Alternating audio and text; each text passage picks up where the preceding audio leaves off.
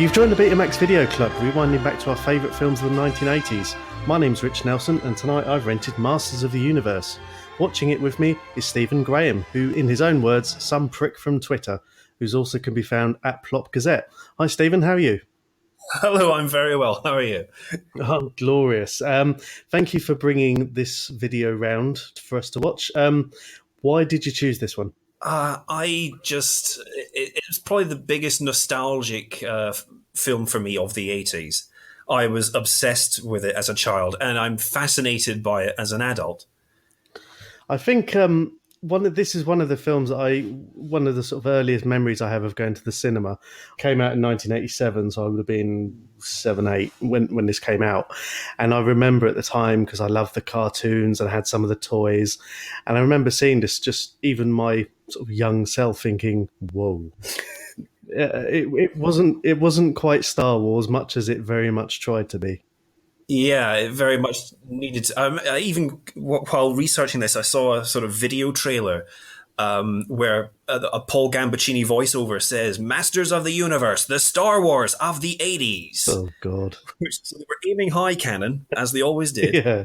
And this is one of the first bit you see. It's the Canon logo and everything that goes with that, and the somewhat bonkers stable of films, which seems to have been revived in the last couple of years. There's been a couple of documentaries about how they sort of rose and fell very quickly. Yeah, that film Electric Boogaloo is one of my favourite documentaries. So I managed to get a copy of that. I've watched it because, funny enough, a lot of their films seem to pop up on my list of films to cover. And with my other sort of fan hat on, the minute it comes up as a Golan Globus Productions, oh yes, it brings me out in the hives of Superman 4. Oh yeah. Well, the amazing thing about this film is because this was made around the same, I think at the same time as Superman 4. Yeah. Same budget as well, and clearly the guys who were working on this film were able to spend their money a lot more wisely. It was they were moonlighting, but they did a much better job. Yeah, I remember watching the Canon Films documentary and thinking the whole journey of the company, it was like a plot line from a Grand Theft Auto game. Just these guys have come over to America, living the dream, haven't a clue what they're doing, just completely blundering along, as so many stories of this film illustrate. And when they had the big, amazing opening of their office, which was in an old multi-story car park. It's just wonderful, all of it. And there was even in one of the commentaries, the director of this film, Gary Goddard, he talks about the big movie companies, even nowadays, they're working on about 5 or 6 movies at any one time. Canon were working on over 80. Oh, God. Which is just baffling. It's amazing they managed to last as long as they did. Quantity, not quality. Absolutely. And funny enough, when I watched the film, when I started the film, and I put a couple of shots on Twitter of me watching it, and everyone comes back with their memories of going to the cinema. And one of my regular correspondents, Jimmy, put on that he saw this in a Canon cinema when it first came out for extra bonus points. Yeah, it's antique in its way. I also listened to an interview with John Cryer, with Lenny from Superman 4 a couple of weeks ago, and he was saying that there's apparently another documentary made by Golan Globus of their version of how things went in the 80s, and apparently it's a lot it's a lot more glowing than Boogaloo. The main thing I took away from the Electric Boogaloo documentary was the shot of Menachem Golem trying to pitch ideas, and he's just saying the first thing that comes into his head when he's suddenly going, wedding in Venice, stop the wedding. I just absolutely loved the attitude of it. You know, he's a go-getter, man. That's the American dream. I'm still waiting for the movie of Monkey Tennis or Youth Hostling with Chris Eubank. Stop the monkey. Give him tennis racket. Yeah, you were saying though about Star Wars. As a child of the later 80s, I mean, the cartoon had sort of run its course by the time I saw this film, and I wasn't as into the cartoon as older kids were. And so like, the fact that it was completely different from the cartoon didn't faze me that much. Yeah. I liked that it was more sci-fi and more sort of lasers and robots and that sort of thing. But and also in the mid 80s to early 90s, Star Wars wasn't actually that popular. I mean, it after the sort of mid 80s through to when the remastered versions came out on VHS in the mid 90s, there was about a 10-year gap where a generation wasn't really into Star Wars that much. And so for that reason, this is a film that has a bigger nostalgia kick for me than Star Wars does. Yeah, I think that's the thing is that I suppose these days, we're not allowed to go 6 months without a Star Wars film coming out or some cartoons or range of toys or whatever. So, yeah, as you say, it was, 83 Return of the Jedi came out. They had the god-awful Ewok films, which I've managed to get a copy of. And to be fair, if your first experience of those with the Ewok films, that'll put you off Darth Vader for life, I think. Oh, sorry, I read a brilliant theory that the prequel films are actually fan fiction written by Kylo Ren, which that puts the whole thing in context, I think. Yeah, it was certainly someone of an evil mind who wrote them, but yeah, our hopes and dreams ruined. Oh, dear. What a waste of Ian McDermott. Yes. This film, I always try and find some positives, and there were some in various ways. When it opens on a shot of Castle Grayskull with a narration that's like a precursor for 300. It's talking about this. I can't even do the voice, but this is the. At the center of the universe, at the border between the light and the dark, stands Castle Grayskull. For countless ages, the sorceress of Grayskull has kept this universe in harmony. But the armies of darkness do not rest, and the capture of Grayskull is evermost in their minds. For to those that control Grayskull will come the power. The power to be supreme, the power to be almighty, the power to be masters of the universe. The Spartans. Oh wait, no, the Skeletors, and it's just things like that. Where Do too many lines because I can recite all of them. I can do the whole film probably. well, help yourself. When we get to Frank Langella, I will be reciting all of his lines. I'm not even going to try and stick to the timeline. Frank Langella brings a world of acting to this film where he loves it, and even reading some of the interviews afterwards, this is one of the films that he did because his kid loved He-Man. Yeah. And it's, I suppose, in a similar way, talking about how we wonder these days how certain actors get into kids' TV or something like that. Like Mark Rylance is the voice of a character on Bing. It's a sock rabbit of some sort. But Langella comes to this as a mostly stage actor of massive stock of Shakespeare.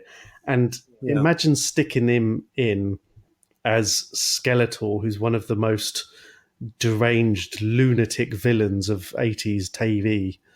It was bold. You bring so much to it. I legit think that it is one of the great villain performances in all of cinema. Yeah, he does so much with it. Even you take such a great actor and you put him under a load of very ridiculous looking prosthetic, and then put a big hood on him.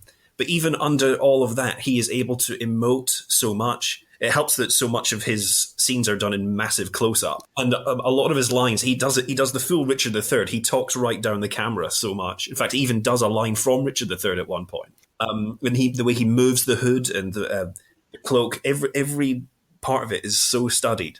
But again, this is something as well. It's not just him, though. The rest of the cast it's a fantastic company of character actors that they've got, who are all able to really illustrate their character by just looking at each other, doing little movements and all that. And I'm told the idea was that by having such quality actors, it would sort of raise Dolph Lundgren's performance, but sadly it just leaves him looking rather confused for a lot of the time. It says a lot that, steal this from IMDb, that he did an interview not long after the film came out where he described playing He-Man as the lowest point as an actor. Having seen, and I'm unapologetically a big fan of some of his work, even the first Punisher film, Rocky IV, of course, his cameo in A View to a Kill. I've also seen a lot of the straight to DVD shite that you find in a Sainsbury's bargain bin, and Yeah. the Expendables, and yet. And this was his lowest point as an actor.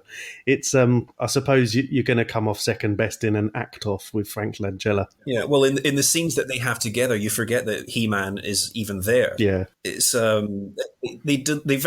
was a deliberate choice though that the film was written to be mostly from Skeletor's point of view. You're rooting for him throughout the film. It's one of these films where we have to get into the mind of the villain and from a certain point of view, to borrow a Star Wars line. It's maybe he's the misunderstood, he's bullied by this thug wandering around in crimson underpants and a big sword. All he wants to do is just get on with his life. He does. He's got his, I won't call them goons because that makes him sound like a villain, but his friends who he enlists to help him out with his various chores. All he wants to do is take over the universe. It's not even world domination. Yeah. The sad thing is, though, he eventually does achieve that, and you wonder, what is he actually going to do now? I mean, I don't even know really how this all fits in with, there's the cosmic key, which is some shite you buy from Tandy that plays a bit of music. And eventually they've captured a Yoda-esque leprechaun midget. Yes. Songwriter who's made this gizmo. They end up in, I don't even know, Randomsville, USA. A town that looks like it's entirely been condemned for demolition, and there's no one in it. It's probably their version of the Milton Keynes of Superman 4. It's probably the cheapest place. Originally they'd scouted exotic locations for the film. Eternia was going to be played by Iceland, and various other places, but then due to the budget and time constraints, they ended up, I think it's the rocks where Captain Kirk fights the lizard guy, isn't it? And they have one shot. They flip the shot a couple of times to try and make it. And originally, this was all stuff that was done extra. Originally, the entire film was going to be set on Earth. There's so much. I mean, it's a miracle the film was made. But when you hear about how awful it could have been when Cannon were originally conceiving of it. Well, my wife, who hadn't seen this, so she was aware of it. My wife's from Finland, so Dolph Lundgren being the emblem of Sweden for a very brief period. He was the 80s version of ABBA, I guess. But she walked in at one of the parts that, and her words were, it makes Flash Gordon look like fucking Inception. It's... I think it was the actual bit at the end where Superman, He-Man. Where Nuclear Man. Yeah, well, it may as well have been Nuclear Man was fighting Skeletor. Oh. Yeah, it's... I don't even know. Apparently that was all rushed at the end as well. They went over budget. Yeah, that was done in half, knocked together with the lights out. But that whole thing, and going back to the Star Wars, and I suppose if you're looking for it, there was an awful lot ripped off of the Star Wars films. Yeah. You've got, I mean, even Skeletor in the cartoons anyway, and I know that this film was based more on the line of toys than the TV, but I prefer the TV. Skeletor was a slightly camp guy wearing very light electric blue. This time around, he's in black in the hood, a bit Darth Vader-ish, wandering around like the Emperor, and he's got his stormtroopers and everything else. He does. And I'm going to commit a heresy here and say that I think Skeletor's stormtroopers are cooler than the Star Wars stormtroopers. Their black armor looks so much better. Yeah, and it's a good job that they shoot about as well. Apparently they are robots, though. They're not men. They're not enlisted soldiers. Okay, so they're not trafficked, so no one's been harmed in the making of this motion picture. Yeah, they're not conscripts. Because again, this was a Mattel when they... Because they hawked the property of Masters of the Universe around every film company in town. None of them wanted it. And eventually Canon said... They agreed to a 50-50 deal with Canon in terms of budgeting the film. Canon took Mattel's money, spunked it all, and then when Canon said, right, where's your 50? They refused to pay it. So they totally screwed them over. And so Mattel had to, and Mattel were in quite financial straits at the time as well, so they had to cough up the rest of the budget for this film. But one of the rules they had at the start, which really constrained the sort of creative team, was He-Man was not allowed to hurt or kill anybody. Yeah, your character is a strong man with a great big sword, and that's why the robots were invented. And of course, as the popularity continued to dwindle as the film was being made, eventually Mattel snapped his head. No, like, put more violence in, make it more violent, have him do whatever he likes, you know. And even at the end of the film, spoiler alert, it turns out that Skeletor's not dead. Yeah. He falls down the shaft of the not Death Star, like the Emperor, after doing all his lightning. And I didn't realise this is where the inspiration for the Avengers came along. Yeah, this is... the whole Marvel universe is based on this film. Yeah, because at the end, Skeletor sticks his head out of a red puddle saying, I'll be back. And yet, 30 years later, we're only just getting around to a potential sequel/reboot. Yeah. Yeah. He-Man in Venice. Stop He-Man. He-Man fights the Martians. I don't know. Do you know, in fact, to tie in with Marvel, Canon they had also, at the same time they'd bought the rights to Superman and He-Man, they had bought the rights to Spider-Man. Yeah, I read something about that because Spider-Man had those sort of TV films of the late 70s-ish. I remember it was just a bloke crawling on the floor and they just turned the film 90 degrees. I think part of me would have very much loved to have seen that. I suppose it'd be their version of the Roger Corman Fantastic Four movie. Yeah. Which I enjoy. It has a charm to it. I think a lot of these films do, and this is part of the reason why I suppose nostalgia trumps all. But, you know, getting to watch this film was a bit of a treat. Even going down to Gwildor being a ginger Yoda, and he was a little sod. Poor old Billy Barty was something like 75. And they made him up to look younger, I think, didn't they? Weirdly, on a slight tangent, the guy who played Karg, who's that weird little bloke with the grey hair, he played, I think it was the old, young Benjamin Button. Really? Yeah. I only saw that film once, and I can't remember which, but I think it was probably the bit before he died. I can't remember. He was no Brad Pitt anyway. Wow. Well, there we go. There's a connection. Yeah, so you've got a cast who've acted in some of Hollywood's greatest movies, and this one. My favourite is that one of Skeletor's bounty hunters, Blade, the Master of Swords, he plays my favourite character in Red Dead Redemption. He plays the grizzled old marshal. Okay. Yeah, that's if you're not a video gamer, that won't mean anything to anyone listening, but it is a great character. He also trained. He's a master of weapons in real life too, and he does a lot of stunt coordinating. He doubles for Skeletor in this film, but he also trained Harrison Ford and Michelle Pfeiffer in how to wield whips. Ooh. So we have him to thank for Catwoman. Yes, indeed. That's superb. I suppose we should have seen his technique when he wielded the laser whip on Dolph Lundgren's back. Yeah, that's a cracking bit. Well, Skeletor quivers and grasps his staff.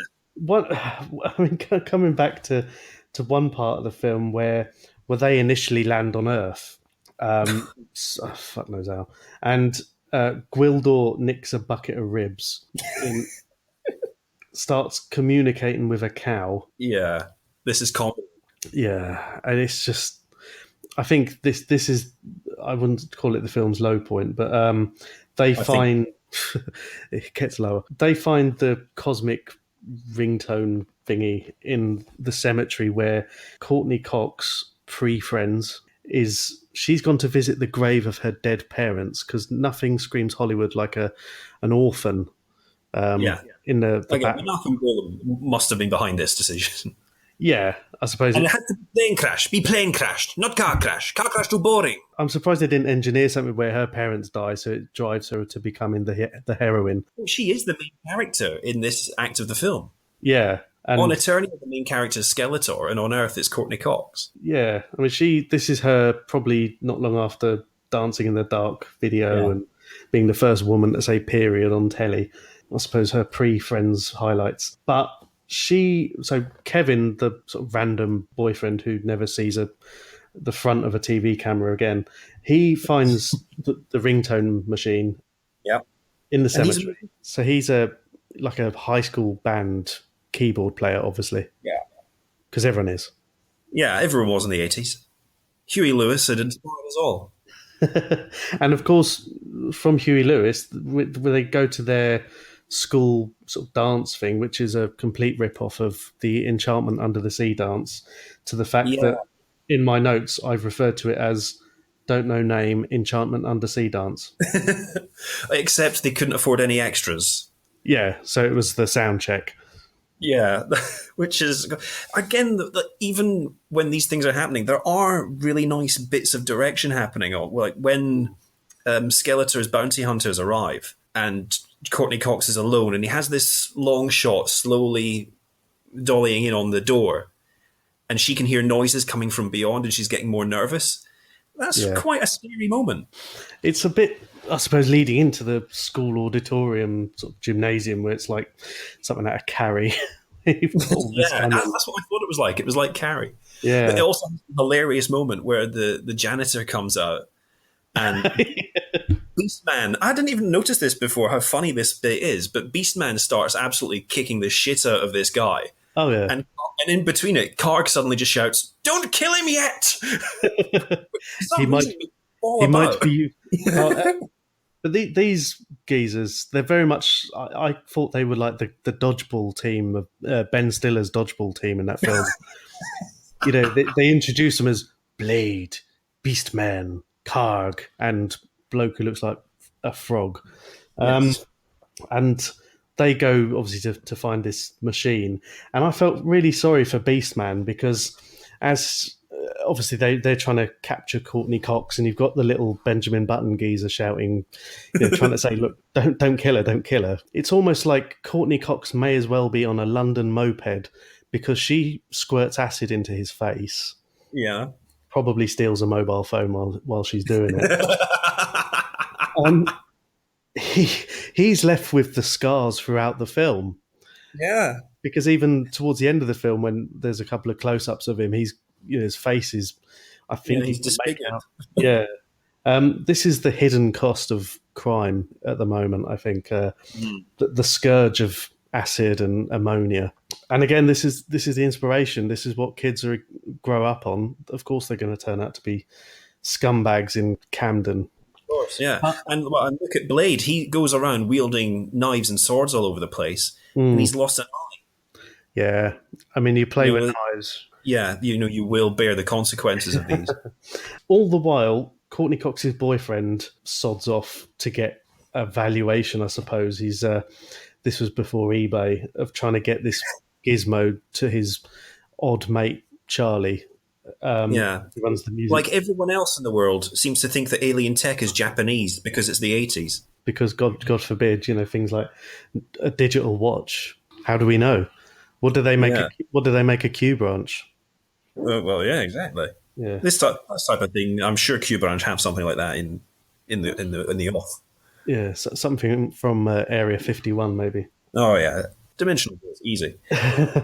Once this all happens, the bad boyfriend goes back to the school. It's in flames, and Carl, the janitor, is getting carried out after his mauling by Beastman. With a very throwaway of like, "What happened? You don't want to know." It's Yeah, well, I'm expecting a sort of noise. and Just get thrown through a massive door by a giant hairy monster. yeah, and he's still there in his sort of very trendy Letterman jacket, and Oh, did his cap stay on? I don't know. no, Blade took his cap with his sword at one point, which was a bit rude. It takes it back to his trophy room. And the main cop of the film is his name was like Rubik or Volcan. Rubik, wasn't it? Strickland from the Yes. future. He turns up and just sort of shouts a lot and generally pretends to be a dirty Harry wannabe who probably no one likes. He's One of excellent, these though.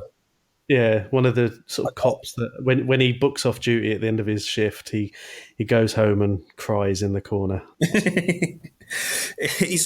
But Kevin turns into a sort of comment maker from the Daily Mail website when he has to deal with Detective Lubick. Why aren't you out catching rapists? Why are you writing notes when I'm wanting you to help my girlfriend? I pay your wages. Yeah, I mean, he's so close to saying that. And also, why? I'm sure Lubick is thinking that Julie has, it was her who burned down the gym. I'd be thinking that. It's an insurance job of some Yeah, sort. she wanted to be there on her own. We Yeah. don't know how long it was. How long ago was it her parents died? Is it weeks? Is it days? She's clearly an imbalanced child. And of course, she is going to blame it on the illegal aliens who've just landed. Which, again, these four people who don't look like her. Of course, let's Yes, blame them for burning down the public building. That's who they've infiltrated the country by surreptitious means. this It's just weird, typical of them, isn't weird it? portal. Where's their landing papers? Have the Home Yeah. Office destroyed them? I don't know. They don't try and ingratiate themselves with any of the locals, do they? They like to stick to their own. I'd love to hear Beastman try and pass the life in the UK test. You're trying to explain the leg before wicket rule. And Blade would just stab the guy making the test. Well, you fit in East London. They once they get hurried back to Skeletor, who's just written down "not a happy bunny." He kills the frog bloke. Vaporizes him, which is rather sad because he's such a cool looking character. Yeah, and yet Beastman sort of tries doing the old sorry puppy, guilty dog look, and Benjamin Button sort of pleading in his quite posh voice. But he sends them back again with Evelyn, the one with the eyes, and They live. she's quite distinctive, thankfully. Although it was almost Ursa from Superman 2, Yeah, which would have been interesting, but good. basically playing the same role. So they go back. I don't know how much the petrol costs from Eternia to whichever part of America they're in. And they basically just tear up the house. Not a very subtle way of finding this thing out. Yeah, they're just can't be arsed with it anymore. Have you noticed that we've spent about 15 minutes talking about the film without mentioning He-Man, much like the film itself? Yeah, I did just think that, and I thought, wasn't there a bit in between where he got involved? Yeah, apart from the fight scene in the sort of, is it a warehouse or a scrapyard or something? Yeah, there were some cardboard boxes thrown around. Appear for at least 10 minutes prior to that. To be fair, I summed that whole fight up in my notes with the word fight. Yeah. I think I did make one thing that He-Man brought a sword to a gunfight, and that was about it. I watched the film about 24 hours ago. I'm struggling to remember that fight. It's a funny thing because none of the fights are particularly well choreographed or shot. But then in between, there are some good directorial flourishes. The camera moves a lot in shots. There's a lovely shot early in the film when He-Man and the others arrive in the throne room at Grayskull, and the camera follows them as they come in all the way round, as they walk round from the side up to upper level and then to the throne. It's like the restaurant in Goodfellas. Yes, it's exactly like that. But one thing I did notice, and in the way that you mentioned that Skeletor talks to camera a lot, and He-Man fights to camera. There's a lot of wielding the sword in and I feel sorry for the guy behind the camera because Dolph Lundgren, I'm sure, missed on a couple of occasions. But they mid-fight cut to him just flinging a sword around like a lunatic, clearly not at anyone. There's a lot. Yeah, that was difficult to watch. Close-ups of his oily flesh. Yeah, there's a lot of that as well. I don't know if we can mention the disturbing close-ups of oily flesh and the fact that the director Gary Goddard has been alleged to have been caught up in some of the Weinstein fallout. But Yes. Well, I suppose any film that's from the director of Jurassic Park: The Ride. Yeah, that's the only things he has directed are these theme park rides. He'd done a Conan one, which is what got him this job. I find it strange, but then I don't, because I guess if your CV is I did the, I don't know what, I live quite near to Chessington World of Adventures. I don't know if the Bubble Works is still there. I think it's from the guy who designed the Bubble Works at Chessington World of Adventures. Here is the next Transformers film. I'd watch it. Yeah, and I'd still make sure Mark Wahlberg will be in it. Oh, Lord. Oh, I wouldn't if he was in it. But... One other thing, when they invaded the house, because Kevin, the bad boyfriend, turns up, and they have this magical collar that makes everyone tell the truth, very much like the whip or the lasso from Wonder Woman. It's odd how this. I was hoping it would be like the collar from The Running Man, where as soon as you go past a certain point, boom, there goes your head. Yeah, that would have been more fun. I would have rather have seen that. Although it's a bit nasty when Blade sticks a knife into the table next to Kevin's head, where I hope he could see through that eye patch, because if there was a man with no depth perception doing that next to my head, I wouldn't be happy. He probably got some of his 80s mullet as well. I love the bit when they break into the house and Kevin's there, and he throws a cloth at Beastman to try and make him get It's the same with my dog. If I put a cloth over his head, it sort of confuses him. Oh, that would have added a whole new dimension to the character of Beastman. It would have been amazing. But then, if he'd have known about the acid attack, he might have thought, well, that's actually good because it'll stick to the wounds. That would have you had to get all the little hairy bits in. Yeah. Before that as well, Detective Lubick has taken the cosmic key away. Yes. Where he has, as a comedy policeman, he also reveals himself to be the most logical-minded and intelligent character in the film when he suddenly says, I don't think this is a fucking synthesizer, son. He's not up on his Japanese technology. No, although he does say, I think he asks Charlie if he thinks it's Russian. He goes for a different tack, but he's an older guy, you see, that'll be why. As he mentions a couple of times, he served in Korea. I think at the end, when he finally takes part in the battle, which is my punch the air moment of the film, blowing away the stormtroopers with his shotgun. I think he calls them pinkos. Ooh. Yeah, there's a bit before he starts blowing them away. He says something like, pinkos, you want to play games? So there was a political agenda behind that character. He did call him, probably call him Charlie or something equally inappropriate. Shouting the name of his compatriot who was captured. See, this in an alternate universe, this would have been Forrest Gump. Forrest Gump and the He-Man. I'd love that. After the Eternians turn back up with the whole aim of taking back this second key, and the stormtroopers burst into this music shop, blowing up all the keyboards and stuff, and He-Man and the Man-at-Arms, who looks like an aged Ron Burgundy.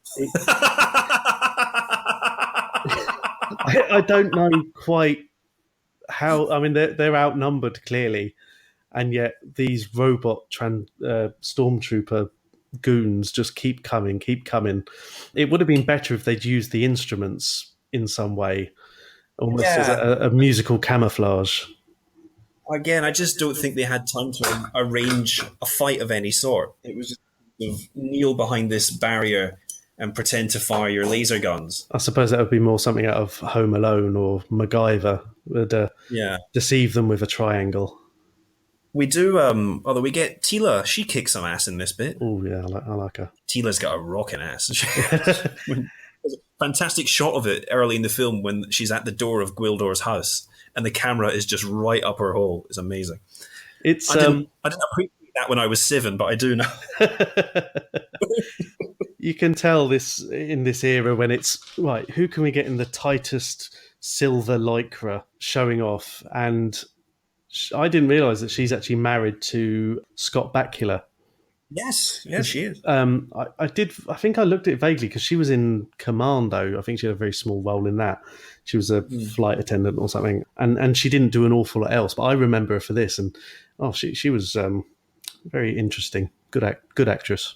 Big fan. She does have a peculiar scene earlier after Gwildor has stolen the bucket of ribs, and they're all tucking in, and she's never eaten meat before. Why is this food on little white sticks? And Man-at-Arms just says, oh, those are rib bones.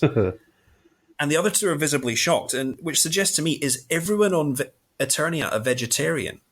Which means that she's one of these militant vegan types. It just suggests to me that, because Gwildor seems shocked as well, so it just suggests that Man-at-Arms has done some seriously taboo shit. What has he been up to that no one else on the planet will admit to? Yeah, I suppose it's like cannibalism for them. And he seems to be like, oh, well, I'm hungry. I'll eat anything. What the fuck? I'm a soldier. I've eaten people. Yeah. And they weren't dead either. These Hollywood types and their weird fad diets, I don't know. I don't think it'll ever catch on. No. Those ribs did look a bit rubbery, to be honest. Look, so yeah, poor old Billy Barty having to, through that judge perspective, and then pouring chili sauce or something down and just drinking. That'll have gone inside the mask, probably.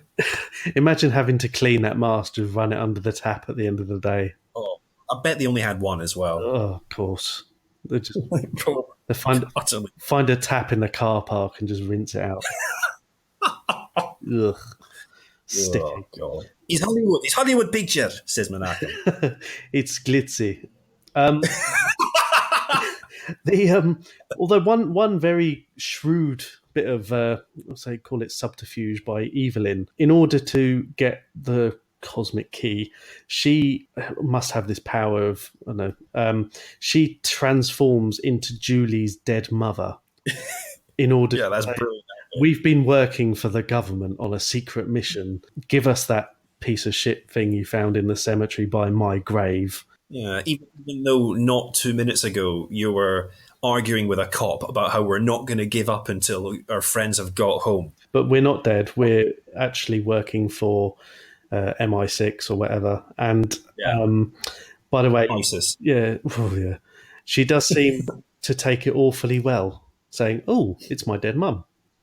Yeah, she does all right. Yeah, but it was very cleverly done.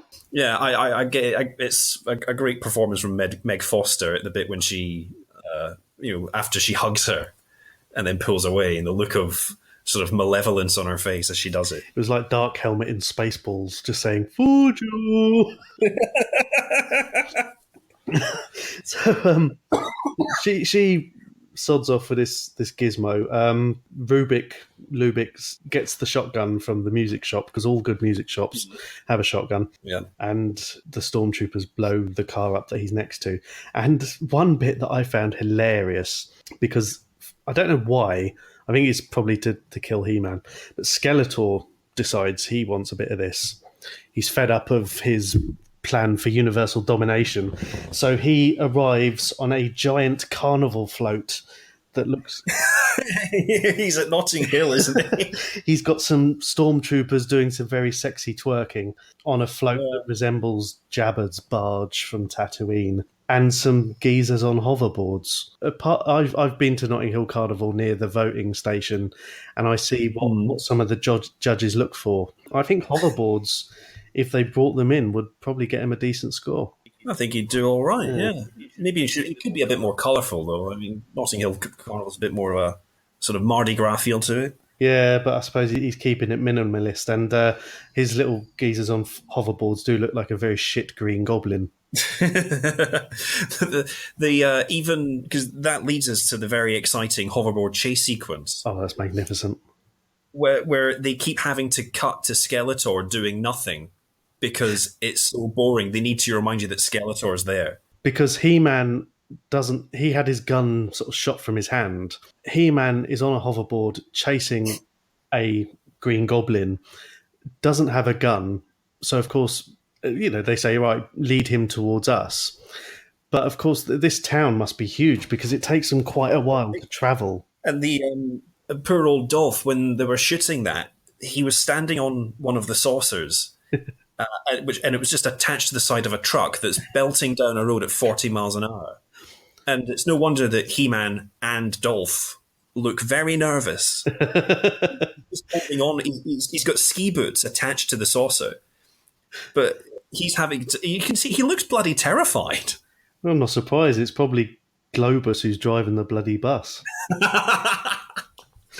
The other funny thing as well about the town was this was a working town. This wasn't a location or a Yeah. backlot. And every night when they came to film, they had to set up, shoot as much as they could in a couple of hours, and then get out again because the town was running during the day. And so that again was another huge piece of mismanagement that meant that things cost and ran way over the time and budget that they ought to have done. Also, when they blew up the car that Lubick is behind, Yeah. that blew out all the windows in the street. Yeah, some poor bloody shopkeeper came along next thing in the morning, find his windows had been boarded up. It's just go, oh, I'll get you, Skeletor. You know. And He-Man suddenly, is very bad hoverboard flying, just happens to land in the middle because Skeletor and his goons have cornered everyone on the rooftop. And he uses his Force Lightning on it's on He-Man, but he gets Courtney Cox in the leg. And that left a nasty gash. Which they cut from the TV version. Well, that's the thing. I saw it on because it's to time this, it's May. It's on Sky Cinema at the moment in full glorious HD, and I don't remember seeing. And when I saw it at the cinema, I assume it was probably in that, but that was really nasty, scabby pus. It's really quite horrible. They also cut the two shits that Lubick says in the telly version, which were in the VHS that I had. You turned out all right. Yeah. Didn't damage it. Should have left it in. I'm not a crazed anti-communist going on a Charles Bronson rampage. One thing I did think about when I saw Courtney Cox's leg was there was an episode of Friends where I think she got bitten on the leg by a jellyfish, and one of the male, it was Chandler, had to piss on her leg because that's how you heal a jellyfish sting. If only He-Man had Gwildor didn't suggest that. Gwildor and his fucking potions just decide, because obviously they say that the sorceress, who weirdly was her mum in Friends, they say that she's the only one who can cure her. What is she going to piss on her? Yeah, this like a Donald Trump home movie. Well, when Skeletor becomes Master of the Universe, his piss would be able to do it too. It's part of when you hold the mantle of ruler of the universe. Yeah, it's like, when medieval kings would touch you to cure illnesses. If you're pieced on by the sorceress of Grayskull. Yes, I've seen the Terrence and Phillip movie. Who wants to touch me? But when they go back, because he takes, in a very, going back to Superman 2, is like General Zod, where he says, He-Man will be my slave forever. Yes. Camp as fuck. And the first thing he does is strip him and whip him like you would. Demanding he kneels. Because they've left the others on Earth as some sort of punishment. It's let them rot and this, that, and the other. But this is when Skeletor, he goes full Thesp. Oh, it's amazing. He's got his He-Man there. His He-Man's in chains. The sorceress looks like she's aged. She looks like she's been left out in the sun a little bit too long. All the others are on Earth. He really opens up the gears, doesn't he? This is the line where I was involved in a lot of student theatre in my younger days. And, at parties, you get pissed and people start doing their favourite soliloquies and whatnot. I would always be doing this speech when Skeletor becomes a god. It is just an amazing piece of scene-chewing brilliance. Tell me about the loneliness of good, He-Man. Is it equal to the loneliness of evil? Oh, it's fantastic, and for everyone's benefit, I'll stick a soundbite of that in, because, I'm no amateur actor. I was Joseph in the Nativity play when I was 7. I'm no Skeletor. His speech about the cosmos and everything's filling him up, and you take a muscular man home, you oil him up, you whip him, and a giant eye opens. Yes, I think so. I mean, it's probably what happened on Jurassic Park: The Ride. Again, though, you forget He-Man is in this scene. He's just some bloke in pants, chained up, being whipped, but he contributes nothing. absolutely nothing, because all he can do and all anyone can do, even the robots, are sitting there aghast at having a Shakespearean act. They're getting a show for free. They're getting paid to be there to watch this one man show. Skeletor is, in many ways, he is a frustrated actor because the whole point of his drive in the film is that he wants a propaganda victory. Yeah. Because he is broadcasting this to the citizens of Eternia at the same time. Fake news. Yeah. And of course, among the audience watching him is Pig Boy. Ah, Pig Boy. I was so confused by this for so long and only just recently learned the whole Pig Boy story. It's brilliant. Every film should have a Pig Boy. Well, if Gary Goddard's working on it, I'm sure it does. Oh, Jesus. Ugh. Yeah, so this kid won a competition, Richard Bonster, I think his name was, and they said you can be in the movie. And of course, they'd almost finished the movie at this point, and they'd nothing for him to do. So they said, okay, we'll put this Halloween costume on you, and you can stand here and hold Skeletor's staff, and he'll walk past you and not look at you, and just take it from... That's you, son. You're a movie star now. He's on IMDb. That's probably his only thing. Actually, I'll have a look now while we're talking. He's on there as Pig Boy. He really is, yeah. There are some lovely photos online you can find of him with Skeletor and his mercenaries. And I think there's a couple of pictures of him with Dolph Lundgren as well. But I mean, it's not really fair taking a kid who isn't an actor to a movie set where he probably had to sit around for 8 hours while he set up. Dressed as a pig. Yeah. I'm sure he'd have rather had the money. Yeah. There is no alternative cash prize for this. I've just looked at his IMDb. He is in Masters of the Universe, 1987, Pig Boy, and a film called Playtime Masters, which Playtime Masters shares the personal stories of fans who grew up with Mattel's Masters of the Universe and made it a quintessential 90s, 80s phenomenon. Wow. And he is in that. It's a documentary as himself. Oh, well, there we go. So he has more than one credit.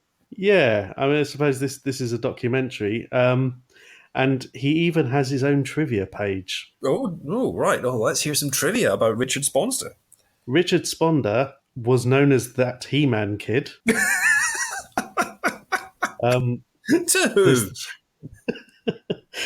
Even by those who did not know he was in the movie. He was known for his proclivity towards He-Man and the entire Masters of the Universe cast of characters. His proclivity towards He-Man, much like Skeletor. I suppose he was born to be Pig Boy. Oh, I remember. I saw Olivier's Pig Boy at the National, and it was nothing. Yeah. It was a magnificent Pig Boy. He graduated from Lockport Township High School in 1996, where he played saxophone in the high school band and was known as Boy Lisa Simpson. I'd rather be Pig Boy. One person found this interesting. He is an avid Madonna collector. As in or the Mother of Christ. Well, it's not 100% clear. I suppose he's on IMDb now, so he's in Hollywood, so who knows. Yeah. And finally, although his credit at the end of Masters of the Universe lists him as Pig Boy, the character's actual name was Mata Shai. This name appeared in the original character sketches. His real name is never spoken in the movie, so he was listed as Pig Boy in the credits based on his character's physical appearance. Matter shite. So that's how they got around casting and credits by, we can't remember his name, what does he look like? Fucking Pig Boy. One thing, because he's in it for 2 seconds. In fact, I didn't even realise that he had a pig mask on for many years as a kid. I thought he had some kind of grill over his face or something. But I didn't notice until you put the picture up on Twitter earlier. He's not even. They couldn't even stretch the budget to give him gloves. He's wearing his own child hands. He's saying he should have had trotters. Yeah, or just gloves that were the same colour as the mask that they'd given him. To be fair, do you remember that film Mask? Yeah. Was it the Rocky Dennis story? Yeah, the one. I thought that was real. And I thought maybe Pig Boy was real. They didn't have makeup, and it was just a sort of shooting stars Make a Wish thing. Unfortunately, I am now obsessed with this person. Yes, everyone who comes into contact with this film does become obsessed with him. I'm going to have to track down this documentary he was in. I That think was at Playtime Masters. it must be on Netflix. They all are. Oh, I'd like to think so. It's the sort of shit they'd have. I mean, I'm going to have a look through the rest of the cast. Maybe I should get him onto a cover a film. I could introduce him just as Pig Boy. Yeah, we could forget his name. And of course, we're at the point where we spent more time talking about fucking Pig Boy than he. that the climax of the movie. Yeah. One thing I did think when we talk about Skeletor, when he turns into, I don't know, Skeletor Plus or God It's Skeletor. a fabulous Skeletor. Fabulous. How did he get that hat? That was magnificent. Yeah, well, when you're a god, you can do what you like. It was just like something out of The Simpsons where I think there was was it Carl or Lenny comes in wearing this enormous gold hat in the canteen at the nuclear plant. And he said, "Oh, where'd you get that hat?" "Oh, this thing." I think of all the things, he suddenly had these powers to shoot things out of his eyes at He-Man and everything. I just thought, wow, that must weigh a ton. Having to balance that around. He looked like Winnie Mandela, just lugging that around. It also had although it was very impractical because for the final fight scene, which cobbled together in a day, I forget the actor's name now, the guy who plays Blade, who doubles as Skeletor, he wanted to do all this amazing staff movements where they'd be, swirling it around his head, all that sort of thing. But because of the hat, he couldn't do any of it. So Skeletor in a fight isn't that great, sadly. When you've been building up to the whole film is building to him finally getting handy. And he's punished by his hat. Yeah. So he didn't think. Poor costume. They also, I mean, at this point, the Canon really were threatening to pull the plug on the entire project. And Gary Goddard had the idea of when the sword and the staff clash, in one take of it, they're going to fade out the lights. And it'll be like the power has all drained out. And I think Menachem Golem thought that was the end of the film.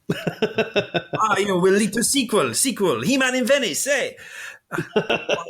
On gondolas. I don't know where that voice comes from, but it's my Menachem Golem. But they had, again, the whole set design, that massive Castle Grayskull set, which was it's on 2 levels, and it was designed like that. It looks amazing, and the matte painting work on it is great as well. It looks enormous. But it was going to be in the final battle, they were going to be going up and down stairs. It was going to be like in The Empire Strikes Back when the battle takes place on a number of levels. But in the end, it's 2 men sort of swinging around in the dark, which is what happens when you take an oily, muscly man home and open up a little round eye. But the lights go out and the fun begins. The Shakespearean actor shouts very loudly. I mean, after all this, there's the hat difficulties around the fight, which means that as soon as He-Man's sword breaks Skeletor's staff, that sends him back to regular Skeletor. Yeah, for some reason. Yeah, it's almost like as soon as his gizmo breaks, right, you're back to normal. And he just happens to have a fucking large sword just hidden away in his cape, pulls it out. Who doesn't? Unhindered by the hat, it actually looks more normal. Yeah. It's even earlier on when you have the shot of him next to the bounty hunters, Skeletor looks normal. Yes, it says a lot when a guy who's a skeleton head looks normal in a film like that. Yeah, but he gets dropped down the pit of doom, whatever it is, where all the robots have gone before him. Yeah, he bumps into Ian McDiarmid while he's down there. He's down there doing Rivers of Blood. Oh, topical. Oh, good. In a one-show-esque handbrake turn, let's move backwards. So the sorceress is there. She's still in her weird little prison where she can't move. Now, this is what confused me when I found out that there was an end credits thing. Now, I assumed that she was released because Skeletor died, Yeah. and only his death can free her. Because as soon as he falls down this massive hole, she's back to normal. She's looking as she was at the beginning. Yeah. Heals Julie's gash, gives them this Men in Black style trinket. Yeah.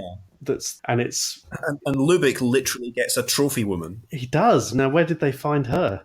Maybe that was one Oh, of the sort of Beast Men. Maybe that was Beast Man's wife. maybe. This film, I mean, when Courtney Cox is introduced at the start of this film, it completely shits all over the Bechdel test. Oh yes, She and her friend talking about, boy, you're wrong to leave your boyfriend. He's so great. yeah, Not surprised that the female characters, other than Tila, is not great in this film. No, although I did quite like Evelyn for her bit. That little snow globe they got at the end, and all you think you'd shake it and it'd have some nice scenery. It's Castle Grayskull with a Dolph Lundgren who's probably about 5 millimeters tall, waving a fucking sword in the air. One thing, and I got to the end of this film and I kind of thought, why did we not see Prince Adam, his sort of alter ego from the cartoons? Yeah, I think Prince Adam wasn't a character from the toy line. No, and this is where the sort of confusion lay. Because things like the royal family of Eternia aren't in the toy line either. So, because the toy line existed first, and then the toy line existed first, and then the cartoon was made to sell the toys. So, it was all everything is loosely based on something else.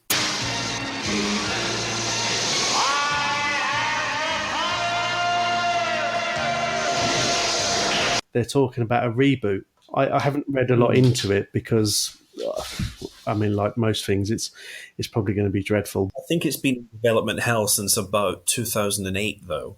I don't think it's ever happening. But Canon were going to do a sequel before they lost the rights and before they went bust. Was this where they'd already cast some surfer bloke as He-Man? Yeah, they blamed unfairly. I think they blamed the failure of the film on Dolph Lundgren, which I don't think is entirely fair. No, I mean you can't blame someone for a film that they were barely in. Yeah, and that you couldn't afford to market. Yeah, I mean next they'll be blaming Pig Boy. Why he went bust? He wasn't in it enough. No, although weirdly, when some of the posters and the tagline for the film that this is the live action motion picture, yeah, it's not the catchiest. It's not going to go down in history, is it? No, because you're saying the same thing twice there. Live action motion picture. Yeah, it's like saying old age pensioner, which is the same thing 3 times. It's a wonder that more people weren't queuing around the block. Although even then, there was a film of the cartoon where He-Man and his very attractive cousin She-Ra were in. I think that was on Netflix until quite recently. Yeah, that sounds one of these things. I always had a bit of a crush on She-Ra, and when my wife found that film was on my Netflix list, I think she alarm bells were raised. I think I think my thing for redheads could probably be traced back to She-Ra. Yeah, yeah, it's. I'm sure we're not the only ones. Maybe they could have done a film about that. I don't know. Now that Wonder Woman has been a raging success, even compared to the male-led sort of DC films. Yeah, maybe there's an appetite for a She-Ra film if it's made properly. I think so. I'd be up for it. Yeah, I think a lot of blokes would. One thing and again, this kind of we've covered to an extent. One sort of question I like to ask is if this film were remade, and bear in mind we're at a time where most things are and there's no stone left unturned, who would you like to see of perhaps the modern day as... I'm not even going to roll it to He-Man because that would be boring. Who would you like to see as Skeletor? Oh, Lord. It would need to be an actor with a tremendous fruity voice, wouldn't it? Who are the silkiest guys around at the moment? I tell you what, I would find it hilarious if Al Pacino was Skeletor. He'd do it. He would. He'd do anything. De Niro. If Harvey Keitel could tear himself away from flogging home insurance, he'd do it too. Oh, those make me so sad every time I see them. From mean streets to buildings and contents insurance with an escape from water clause. From getting your knob out in the piano. Getting you not caught in a piano and needing to make a claim. I wonder if that's covered. Oh, Ooh. racist. Oh, yes. It's a grand piano. Ooh. Oh, Yeah. not a baby grand. Ooh. Well, it's cold. Yeah, no. I think if it was perhaps if you had a CGI Skeletor with a voice-only performance, maybe someone like Simon Callow, to have that a real fruity sort of a chap on the go.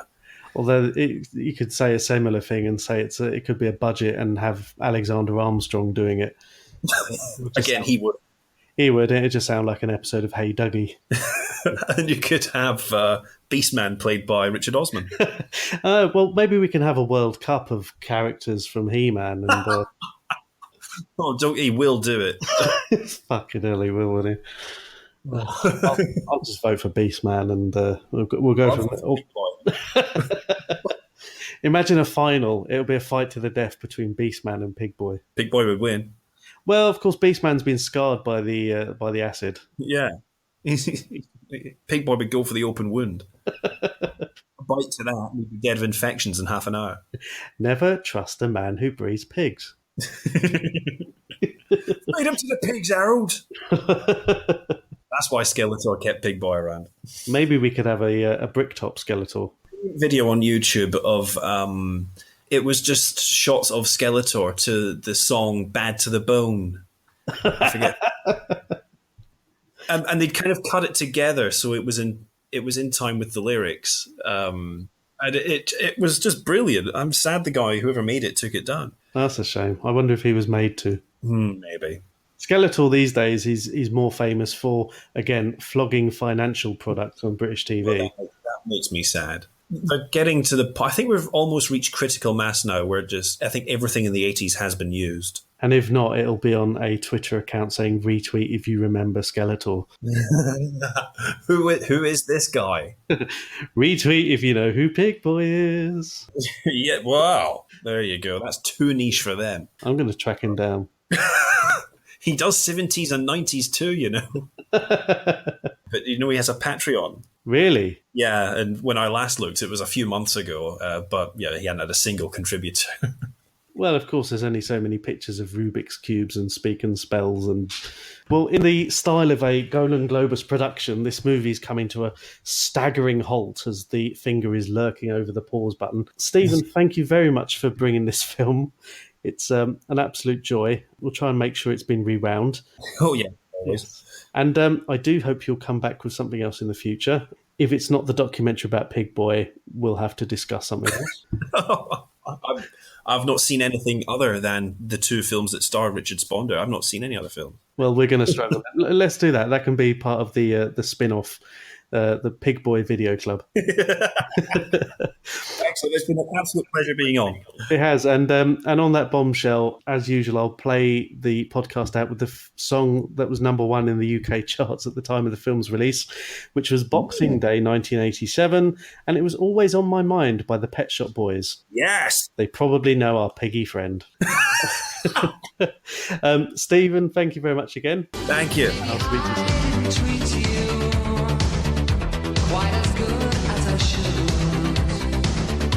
Maybe I didn't love you quite as often as I could. Little things I should have said and done, I never took the time. You were always on my mind. You were always on my mind. Maybe I